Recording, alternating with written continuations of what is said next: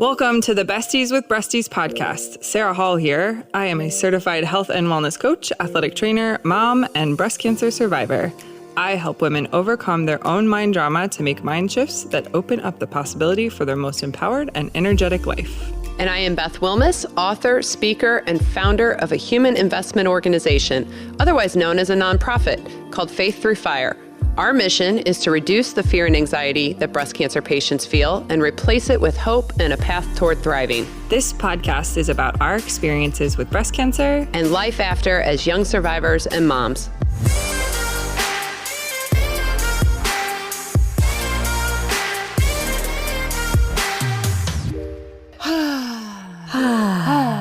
Should we do some breath work before we start? Me, my, moo. Oh, we're singing. Okay. La la la la la la la la la. Oh gosh, you're so loud. Did you see that the new Wicked movie's Turn coming out? Turn Beth down. Am I too loud? Yes, I did see, and I'm very excited. I'm excited about it too. I just asked the girls, I said, do you want to go see Wicked? It's going to be out in a couple weeks. And Charlotte goes, is that the one with Ariana Grande? And I said, yes. And she said what? And, I mean, of course, she and Emily are going to know that this is the Wicked. I'm like, the history of Wicked goes way beyond Ariana Honestly, Grande. I've never seen Wicked. I know. Oh, well, I don't know that this should be your first experience. I feel like you should go to the Fox and see it like on Broadway first. I mean, that's not going to happen. It's so good. I mean, I think this. I'm going to be hypercritical of this movie if it's not. It'll be my first experience, so now I don't have to be hypercritical. That's you have true. like a fuzz in your hair up here. Oh, I do. Yeah. Hold on. These baby hairs, like that stick straight up. I'm noticing you have quite a few of them. I know they're breaking. I don't know what's going on. No, I think that's new growth. Oh, you think it's new growth? It's new growth. Yeah, that's why it looks so like chicken hair. It's cute. Bok, bok, bok. Oh, you just made my day. I thought my hair was breaking off. No, it's new. It's definitely new growth. Yeah, Sarah. Yeah, it's that good. Puts this me is in good. Such a good mood. My hair's Good. so fine. You people don't even understand. I was like literally going, okay, what do I need to do? Put castor oil. The other day I saw something that said you can put retin A on your scalp and it'll help you grow new hair. I was like, what do I need to do to stop this breakage? No, you're good. I dropped it. What did you drop? I dropped my fidget. It rolled under that's the the second chair. time you've dropped a fidget. I know. Oh, it's right there. I found it. I know, but I have to have it. I can't think without it. I'm like the kid who's got to bounce their feet. You don't even have ADD. I know, but I can't think if my fingers are like... Now, isn't that weird? You don't have ADD, but you need a fidget, and I do have ADD, and I don't need a fidget. I mean, I think everybody has a degree of it. It just is, it's a matter of how it presents. It's like everything else in life. It's a spectrum. Yes, it's a spectrum. It's 100% a spectrum. You're like maybe a 30. I'm just on like I'm just on this...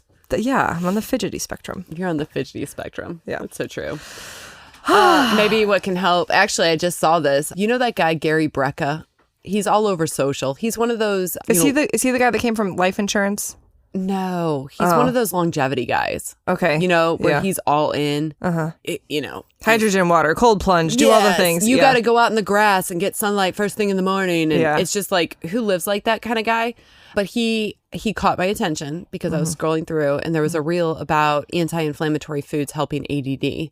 And I stopped on it because both you and I have a child that struggles with ADD. And I was, okay, and he was basically making the case for pulling out all gluten, wheat, sugar, and putting them on an anti-inflammatory diet. And his challenge was, see if you don't have a different kid in 2 weeks. You will. They'll be so mad at you. They'll be mad. They'll be hangry. They'll be hangry. And they will refuse to eat. Right. Yeah. We've done this where we did a whole month. We've actually done it twice where we did a whole January without sugar for them.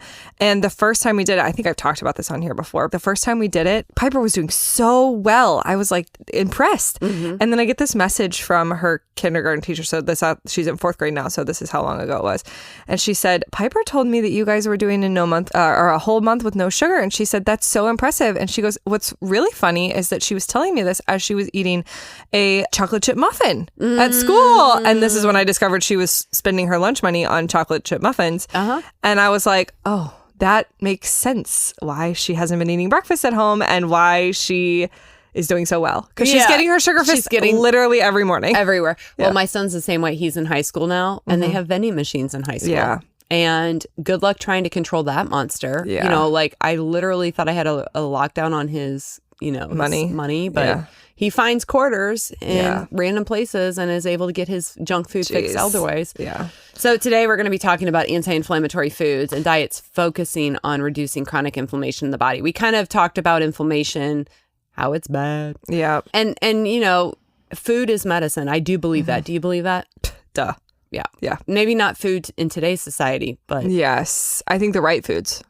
I thought it was really interesting after Gary had this medical hiccup that had me really looking into heart health. And, you know, there's so much data out there that in certain countries, heart disease doesn't even exist. And it's all because their diet is whole foods.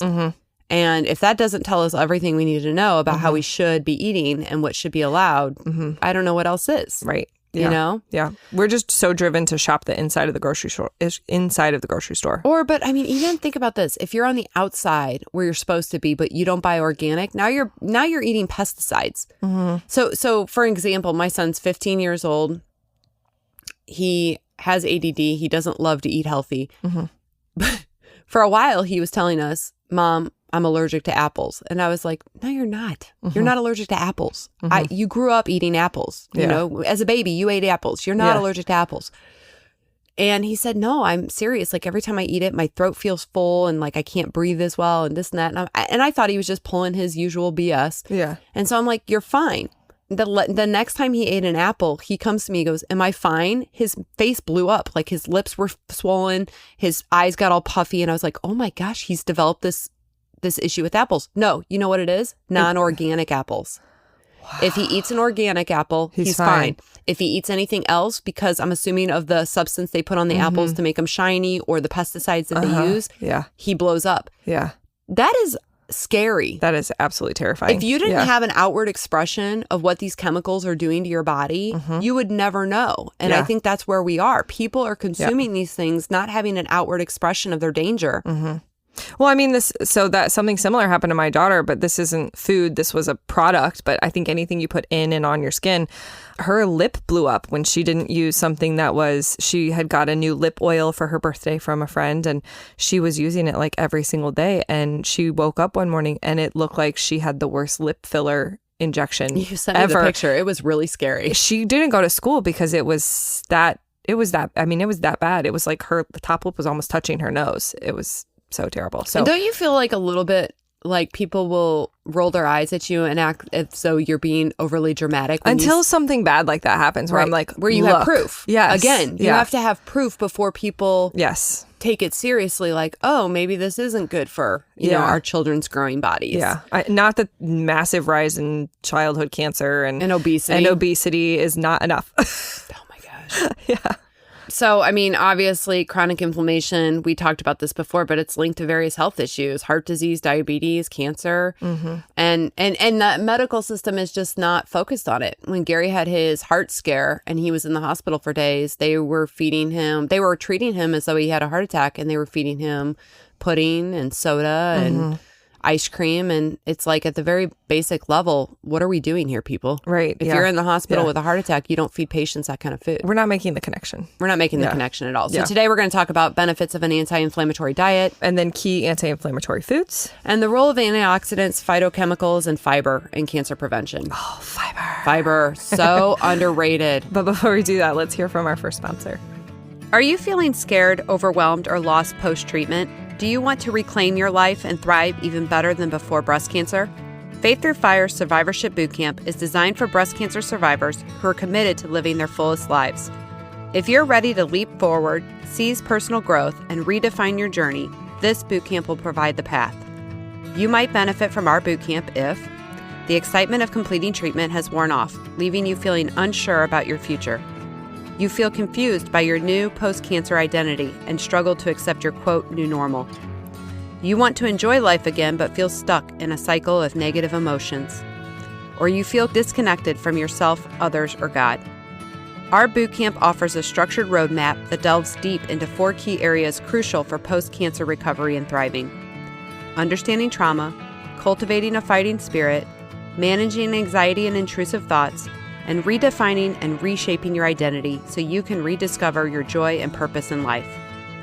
You can participate in person in St. Louis or online. To join our waitlist, visit faiththroughfire.org/survivorship-bootcamp. All right, we're back. So, benefits of anti-inflammatory diets. I mean, it reduces your chronic disease risk. Mm-hmm. You know, we talked about it before. How many people have chronic conditions now? Yep, a lot. Yeah. A lot. A lot. It's such a drain on your quality of life. Yeah. I don't know about you, but when I fill out my health histories up until cancer, everybody would always say, wow, you have a very boring history. Mm-hmm.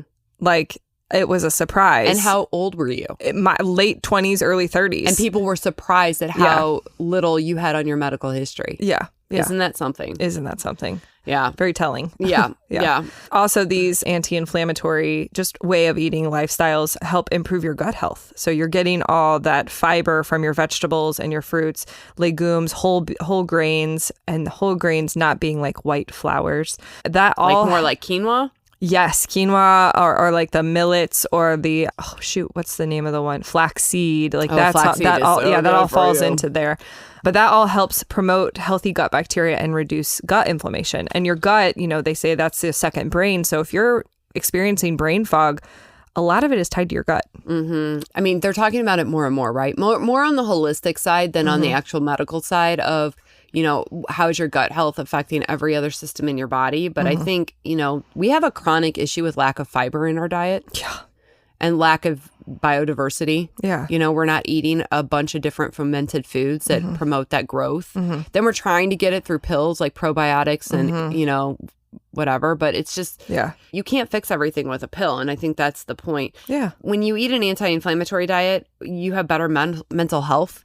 Yeah. How many people are dealing with chronic anxiety and depression? Diet is not what you first think of. You first think of, okay, I need a anti-anxiety medication or I need an antidepressant. I'll never forget it. Like when I went to therapy after getting cancer and I was like telling the practitioner, I'm like, I'm depressed. Like I need a prescription. I'm depressed. And she's like, you are depressed, but you don't need a prescription. You know, she's like, you're situationally depressed. You're not chemically depressed. And there's lots of things you can manage on your own. Oh man, that's a good therapist.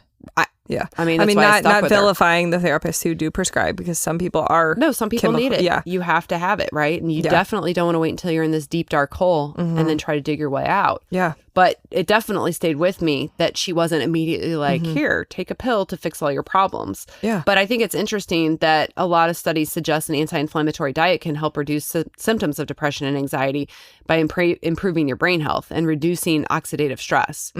So I wonder, you know, if lifestyle changes was the first order of business when you start feeling depressed, what would happen? Yeah. Obviously, weight management. This is a big one for cancer survivors. Oh my gosh. I don't think that there's a person that comes through our program who likes the weight they're at. Well, I mean, not that likes the weight they're at, but they start noticing the weight creeping on when you maybe were in menopause. Now you weren't in menopause. Now you are. And like you're in your 40s or maybe just the stress of cancer and packed on the pounds. And you feel like there's sort of like nothing you can do about it.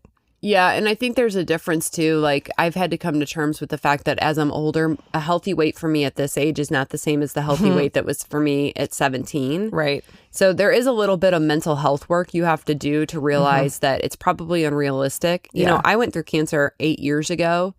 So of course I'm going to age and maybe my weight's going to fluctuate a little bit from 8 years ago. And that's okay. Yeah. It's all about how do you feel? Yeah. You know, do you feel strong? Yeah. So yeah, weight management's a big one.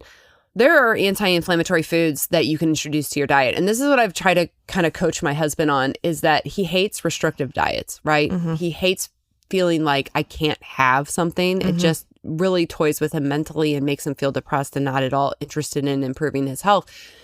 What I've tried to impress upon him is don't focus on what you can't have. There's nothing that's off limits to you. You can have whatever you want. But if you incorporate the right foods into your diet, you'll want less. You'll want less of that other stuff. And that's really where the focus needs to be is if you get these anti-inflammatory foods, a byproduct of that is going to be you feel great. You don't even want that stuff. I do feel like, and correct me if I'm wrong, because maybe this is just our household, but I do feel like when those quick, easy things are around that are not the better option, the healthier option, regardless of whether it makes you feel good or not, is it's harder to go to it when the quick and easy that's less healthy is there. So but that's why I tell my husband, don't bring this into the house. Don't bring it into the house, because if there is, I'm trying to think of an unhealthy, I mean, I'm not vilifying cheese sticks, but because we have them in the house. We give them to the kids as snacks. I mean, cheese sticks is going to be a way better option than a candy bar. Sure. Or like a highly processed energy bar, or, Yeah, I mean, I'm not vilifying. I'm just saying, like, or a Pop-Tart. When you have something you can just grab Yeah. versus making food, you're going to grab the grab. You know, Yeah. you're going to do it. It's all about convenience. So Yeah. my big thing is, and he's like, well, just exert some self-control. And I'm like, I have none. Yeah. And you know yourself. You know if you can Yeah. eat things in moderation. Yep. I get that 70% cacao chocolate bar. Now they're $10 a bar. Good Lord. Yeah. Yeah. But it's 70%. You gotta make that last. 70% of the good dark chocolate. Yeah. And what's interesting about it is if I have just one square of that, it is so satisfying versus a Hershey bar, which is milk chocolate, gross. which is And like filled with wax. Yeah. Yeah. Yeah. I mean, people probably just learned something. They probably didn't know that. Yeah. Before we kind of talk about the anti-inflammatory foods that you can introduce into your diet, you want to do Boobs in the News? Yes. Boobs in the News is a fun segment where we read funny tweets by real people or ridiculous news stories. Boobs in the News, Boobs in the News, Boobs in the News. All right, you ready for your boobs? I thought this was interesting. The University of Minnesota, the Golden Gophers, defeated the Virginia Tech Hokies at the Duke's Mayo Bowl in Charlotte, North Carolina. How is this a boob? Mayo Bowl. So I'm assuming it's football. And there's mayo involved. Okay. Okay, so... I mean, they have like the Orange Bowl. Yeah, but this one apparently they take quite literally. Oh, no. So the New York Times reported that a highlight of the game is the tradition of dumping 5 gallons of mayonnaise Gross. on the winning coach's head. I want to know, I mean, that's I a slow drip. It's not like the Gatorade. You know what I mean? Yeah. Where it's just you're drenched immediately. It's like, I think I'd rather get covered in orange juice. I'd rather be covered in anything but mayo. Mayo just makes me like want to gag. And Jell-O? I like mayo. Yeah. Yeah, Jell-O. Ooh, a Jell-O bowl. A Jell-O bowl. All right, Jell-O, get on sponsoring a bowl. Other condiment-related attractions include mayo bobbing, which is trying to catch mayo packets swimming in mayo. Gross. Ew. How I just gross is a this? mouthful. Mayonnaise is a good condiment, but not by itself. No. And mayo giveaways with team logos. And for 2025, which was obviously this year, Favor Flav was revealed as the celebrity mascot. I wonder why that is. Does he have some connection with mayonnaise? I just think it's hysterical that they were able to pay Favor. Hey, we Favor want you to Flav. come to the Mayo Bowl and be our mascot for the game. And he was like, sign me up. Must have been very lucrative. Or you like the teams? I guess. I don't know. But a Mayo Bowl. I had never heard of that before. I hadn't either. I've only heard of the Orange Bowl. Maybe we need to do something like for Faith Through Fire, like, you know, condiment related. The Ketchup Bowl? What's it? Actually, I really enjoy a good pickle. Oh, you want to do a pickle bowl? Yeah. Pickle Pickle bowl. Pickle Pickle ball, pickle bowl. Oh my gosh. That sounds so fun. Like pickles while you play pickleball? No, Ball? just we call it the pickle bowl. Ball. Okay. This has gone awry. Now we're the boobs. We're the boobs. There you go. Boobs in the news. Boobs in the News, Boobs in the News, Boobs in the News. Let's talk about like the anti-inflammatory foods that you can introduce into your diet to kind of make you... So berries is a really, really good one. Berries are high in antioxidants, flavonoids, vitamin C, which helps move out that oxidative stress. So when your body is breaking down things that it doesn't want, that releases, not really chemicals, but it releases things into your bloodstream. And those flavonoids help move it out. Mm-hmm. Yep. Leafy greens. Nothing gets my bowels moving like some leafy greens. Like anything cruciferous. Yes. And go for the dark. The darker, the better. So not like your iceberg lettuce. You know, your favorite butter is not that great. Not I know. nutritious. But the best ones are like the spinach, the kale, the Swiss chard, the really dark leafy greens. Which is the ones that most people don't like. I know. I love a good kale if you massage it and break it down. If you don't, it's kind of gross and bitter. Kale chips? I freaking love kale chips.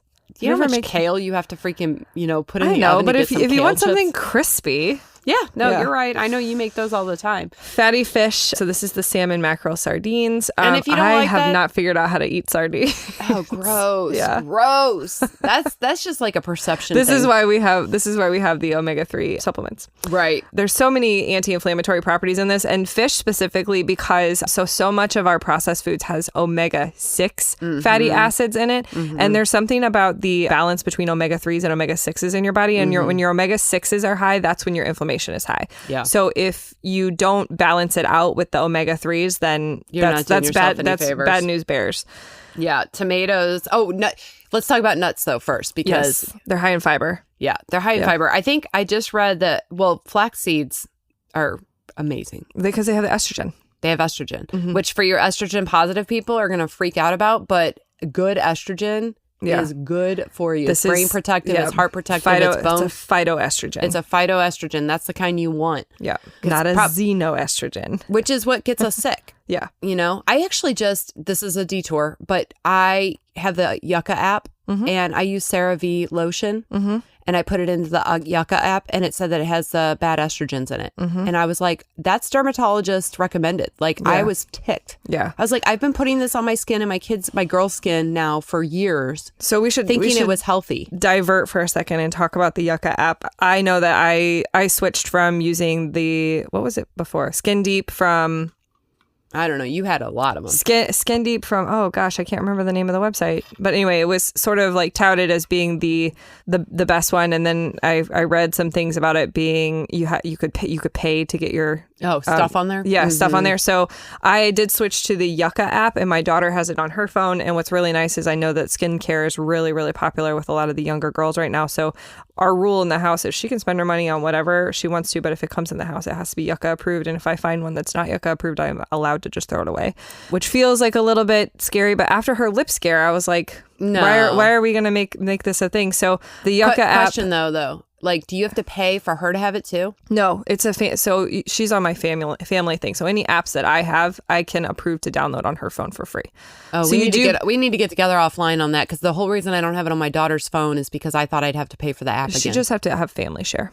Okay, you have to explain that one to me. Yeah, yeah. So it's a good thing to have on your app, just to if you have questions about when you start navigating the world of toxins and you look at the back of some things, and sometimes even the clean stuff has an ingredient list like 20,000 things long, but those things, a lot of them are just like they have to call out each plant botanical that's in there, and so it looks like big words that you don't know, but usually it's just the scientific name for the botanical. It makes it so easy. It is really nice. Tomatoes, your favorite. Lycopene. Yes. They're a powerful antioxidant, and I'm glad I can eat them again. Yeah, when Sarah was having gut issues, she was having problems with her tomatoes, and she was like on a mission to restore her tomato tolerance. She grew up she's a farm girl, so she grew up on tomatoes, and she was like not willing to live without them, so she had to do some work. Yeah.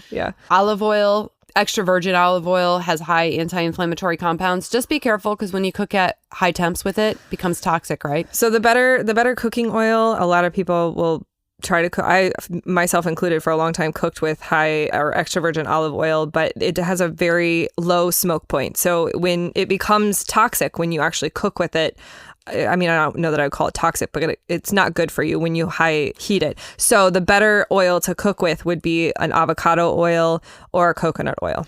Yeah, I love my broccoli almost like black. Yes. And I put it in the oven with olive oil at like 450. Yeah. Too much. Yeah. That's too high. So now it is avocado oil. Crumbles in your mouth. Yeah. Oh, I love it. No, I mean, but the oil part, it's like you can't cook olive oil at 450 and have it maintain its properties. So olive oil for me is salad dressings. Yes. Or to put on some toast or whatever you want to do, like in its natural form. And then, like you said, use like an avocado or a coconut oil for your cooking. Yep. Turmeric and ginger, those are seasonings. One, I think they're both root actually, but they have high potent anti-inflammatory oxidant properties. So you guys will see this all over social. They'll always have those like shots in the morning, like the turmeric ginger shots. Yes. I actually just bought ingredients to do them because I was like, I mean, it's not going to hurt you. Yeah. You know what I mean? Why not? Yeah. Give yourself a little, some, I don't know. Yeah. Anti-inflammatory shots in the morning. All right, let's talk about meat. Yeah, we're going to talk about meat. This is going to be a big one because Sarah and I go back and forth because Sarah's so funny. She will try just about anything. She is huge on experimentation, but she has told me multiple times, I am not giving up meat. I'm not doing it. There's a lot of data out there that suggests that a plant-based diet is the healthiest diet. But what I've also come to realize is that meat is fine as long as it is non-GMO, grass-fed. Yeah. Like no hormones, all the things. So I think when these doctors and holistic practitioners are like plant-based is what reverses all your diseases, I think that's true for a lot of people because they're not pursuing meat in the way that you have to in order for it to be safe. And the sacrifices because I have gone back and forth on meat, no meat, meat, no meat. I have done meat. I've done a period of time where I only ate meat at one meal. But the thing that is really hard and can be a really big sacrifice for a lot of people is that how are you then going to get your protein in? And if you're unwilling to have extra eggs or eat your proteins, you have to find complete proteins. You have to know what complete proteins are, like beans and rice, or I don't even know what the other complete proteins are, but you still have to get your protein in somehow. And if you don't, now you're missing a very essential building block for you have to have life. Protein. You have to have protein. But okay, so let's talk about let's vilify meat for just a second, okay? Okay, fine. Meat has high levels of saturated fat. So red and processed meats like beef, lamb, bacon. Bacon's my favorite. Yeah. Sausages and deli meats are high in saturated fats. And this triggers the body's inflammatory pathways. Well, and let's talk about deli meats because deli meats, there's tons of additives in them. And usually nitrogen-based additives. And we only do boar's head, which Gary keeps trying to tell me has none of that. But I'm like, really? None? Some of it does. Depends on which kind it is. And also, if you want to talk about vilifying meat for a minute too, pork in general. So this is your bacons and this is your pulled pork, your pork steaks, things like that if you look at what a pig eats, especially a farm-raised pig or like mass farms. It's like tin cans, isn't it? I mean, they don't eat good things. You're eating the grass-fed beefs. They're eating grass and they're like running around a field. Like there is, I don't remember which country it is, but like they talk about the happy cows come from maybe Australia or something. But there's a reason why those cows are better for you because they're eating from the earth and they're not eating socks or whatever junk was left out over from. They're not eating gross things. That all those things make the meat. Then you eat it. Do you know one of those documentaries? I can't remember which one. It's the one that really makes you question eating meat. But they showed the cows that were grain fed. Grain fed cows taste delicious. It's almost like meat. It's almost like sweet, but they're not meant to eat grain. So it gets clogged in their intestinal system. Like their bellies and stuff get bloated and they get stuck in there. And then they literally have a process for unclogging these cows. Ugh. Yeah, it's so gross. Like once you watch it, you're thinking, A, that's torturous to the cow, and B, it's just gross because they're not meant to eat that. Right. And the whole purpose of stuffing them full of those grains is to make the meat taste good for us. Well, that and to get them fat quick. Right, exactly. Yeah. So you have to really think about what kind of meat you're eating. Like I love bacon, but I've just gotten to this point where I'm like, I don't know. I'm looking at limiting it a little bit. The other thing to think about is AGEs, advanced glycation end products, which is a mouthful. So basically meat, especially when grilled, fried, or processed, can form these compounds. And it's basically produced when proteins or fats combine with sugars during cooking at high temperatures. Okay. Yeah. So AGEs can damage your tissues and promote inflammation. It's like your barbecues. Right. And it's been linked to increased oxidative stress and inflammation, which again goes back to chronic, conditions like cancer, arthritis, cardiovascular disease. So, most people are not aware that when you're cooking these meats at high temperatures that you're now dealing with sugars too, and you're causing oxidative stress. It tastes real good on a hot summer day to have a burger and a beer, but just know what's going on there. Yeah. And then you mentioned earlier omega-6 fatty acids. Yep. So, just looking at your ratio of omega-6 to omega-3s, these are typically found in your conventionally raised animals. So the ones that are jam-packed into farm buildings and don't get to roam around, grain-fed, those are going to be higher in the omega-6. The more processed meats usually have that omega-6 in there as well. So all the additives, you mentioned this about the boar's head, right? Processed meats like hot dogs, bacon, lunch meats, they all have added preservatives, nitrates, other chemicals that contribute to inflammation. So this can trigger an immune response in the body. Studies have shown that diets high in processed meats are associated with higher levels of inflammatory markers in the blood. It's just a fact. Yep. And your CRP is actually usually the level of inflammatory marker that they're looking for within your. So if you've never had that tested, just might want to ask for it next time you go in for your. It's like basically your inflammation marker. Yeah. C-reactive protein. Gut health and meat. So if you consume a large amounts of red and processed meats, it's been linked to an imbalance in gut bacteria, which leads to gut inflammation, which can, affect your microbiome and exacerbate systemic inflammation. So this is when you'll see people with inflammatory bowel disease or autoimmune disorders. I think the key is here, if you're like Sarah, and I'm to a large degree the same way, I won't get enough protein if I don't have chicken breast, right? For me, it's really more about chicken. I love chicken. But then also your fishes. I don't love chicken, but it's the quickest way for me to get protein. So I'm probably not going to give it up, but I also, so just be very cognizant of where you're getting your meat. Go for grass-fed. Yeah. You don't want to. And the other thing is, I don't know what the answer is to this, but have you guys ever noticed, I didn't know this until Gary and I studied abroad in college, but when we went overseas in Europe where they have way less tolerance for additives and chemicals and things in their food, and the food, quite frankly, does not taste as good. I'm just going to be transparent. It does not taste as good. Their produce doesn't look as good. Does it not taste as good, or is it not what you're used to? I mean, probably both. Yeah. But when I go to the grocery store over there, the meat was all gray. Oh, yeah. And I was like, ew, yeah. Like their meat's gray. No, people, we're using like carbon monoxide and other chemicals over here to make our meat look pink, to make it more appealing to us. But we are basically just spraying ourselves with chemicals again to make it look more appealing.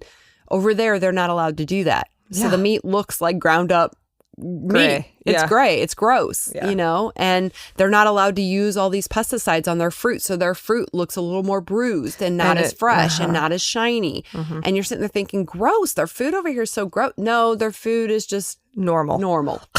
Right. So just keep it in mind. I mean, I don't think any of us are just, now you've got people that are like, I'm on an all meat diet. There is. Yes. Yeah. Which I guess if you're doing grass fed, whatever. Yeah. But gosh, that would get expensive. And I'd just be tired of it. It's all those meatheads. Yeah. Not really. Pun intended. I've met people who are not meatheads, but yes. Really? Yeah. I was thinking about it being like the Joe Rogans. Yeah. Like, I have a porterhouse for breakfast. Like, that's Marky Mark, too. Marky Mark's like, I have a porterhouse for breakfast. I have a filet mignon for, lunch. And then I finish out my day with, whatever. Salad and chicken breast. Yeah. So let's talk about the role of antioxidants, phytochemicals, and fiber in cancer protection. Okay.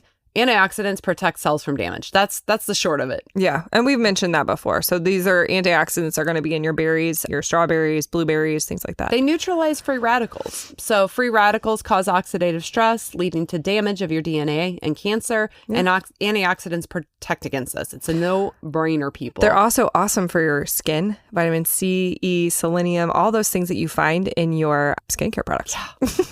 Phytochemicals. Okay, so basically what they are is plant compounds with health benefits. They're anti-inflammatory, they're antioxidant, they're anti-cancer properties. Phytochemicals are important. They influence your gene expression. So they help destroy cancer cells. They inhibit tumor spread. They prevent new blood vessels, which is that angiogenesis we talked about for tumors. It cuts off that blood supply. Yeah. That's why you want it. So again, this is in berries, apples, onions. Sarah does not like onions. Carrots, spinach, so those dark leafies, cruciferous vegetables, broccoli, kale. Sulforaphane is actually the highest concentration is in broccoli sprouts. Highly recommend them. They're so good. You can put them on anything. So good. Put them on your salad. Flax seeds and then sesame seeds. Yep. And they actually show that flax seeds and sesame seeds reduce hormone-related cancer risk. So for all you hormone-positive people out there. Yeah. Oh, fiber. Yes. Fiber, I think, is the hardest when you eat a highly processed diet. It is. Yeah. Basically what it is plant-based foods that promote digestive health. And so it promotes regular bowel movements, which is so important to getting all those toxins out of your body. It reduces constipation. It lowers your colon cancer risk. It helps lower your insulin and inflammatory markers. Yep. Whole grains, legumes, vegetables, fruits, seeds. You're going to see the same dietary things over and over again. Yeah. And then the last one is the synergistic effects. So this is a combined approach, making sure that you sort of take everything that we talked about today and then really, it's everything that we've already mentioned over and over again. I think It's the same foods, people. You just have to incorporate them in. You incorporate them in, and at the very least, you're neutralizing the other foods that you're bringing into your diet that are maybe not so great. Right. So just something, food for thought, but this is anti-inflammatory diets are... food for thought. Anti-inflammatory diets are where it's at. Let's close this out, but first our second sponsor. Thrivent is a proud sponsor of Faith Through Fire. Thrivent believes money is a tool and not a goal. The Gateway Financial Group with Thrivent is local to the St. Louis area and can work with you to create a financial strategy that reflects your priorities and helps you protect the things that matter to you, like family and giving back. Please call 314-783-4214 to schedule a free consultation with one of Thrivent's Gateway Financial Advisors. All right, we're back. Any last words on anti-inflammatory diets? No, just don't get overwhelmed by everything that we sent you today or threw at you. Just take one thing, try it for a week. You know, like she said, I really do like to run experiments on my body, and it can be overwhelming when you try to think about all the things, because you're going to go to a barbecue this weekend and they're going to have, you know, you're going to be thinking about the AGEs on your meat, and you're going to be trying to choose what you're going to have for lunch. And you're like, oh, I usually have a turkey sandwich, but they just said that processed meats are bad. Like it can get very overwhelming. Just pick one thing. Just focus on antioxidants this week and maybe have berries for a snack every single day. And then just add another thing and another thing and another thing. And before you know it, this is going to feel like second nature. Wow, that was a lot. I know. Blah, blah, blah, blah. All right, guys. Until next time. See ya. Thank you for being a listener of the Besties with Breasties podcast. If this podcast had a positive impact on your journey, leave us a review or consider becoming a supporter. You can donate with the link in the show notes or at faiththroughfire.org. This episode was hosted by Sarah Hall and Beth Wilmus, audio and production edits by Innovative Frequencies.